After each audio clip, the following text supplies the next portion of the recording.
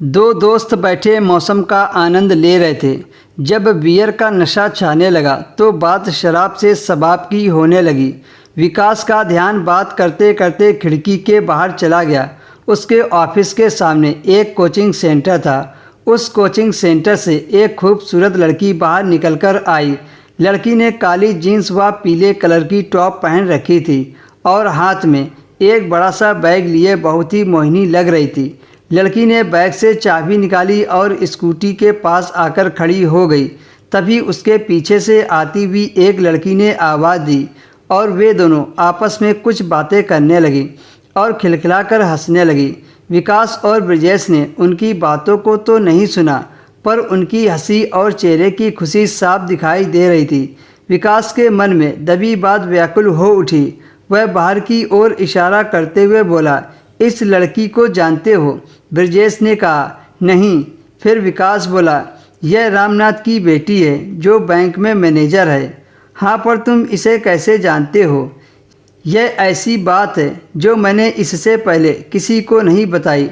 आज तुम्हें बताने जा रहा हूँ, पर पहले तुम वादा करो कि ये बात तुम किसी को नहीं बताओगे। ब्रजेश ने किसी को ना बताने का भरोसा दिया।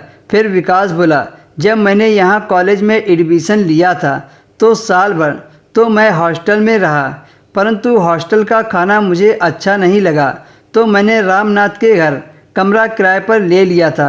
उस समय यह लड़की सोनी 7 वर्ष की थी। मुझे इसके साथ बातें करने में बहुत मज़ा आता था और कभी कभी इसके साथ खेलता रहता था।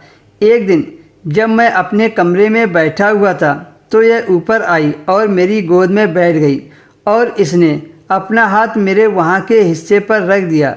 मुझे अजीब तो लगा, पर फिर सोचा बच्चा है, अनजान में रख गया होगा। तभी वह बोली, अंकल हर रोज़ मेरे पापा मम्मी को घोड़ी बनाते हैं। यह सुनकर मैं अवाक रह गया और उसे नीचे छोड़ आया। फिर कुछ दिनों के बाद फिर से मेरे कमरे में आई। फिर ऐसी घटना घटी जिसने मुझे अंदर तक हिला दिया।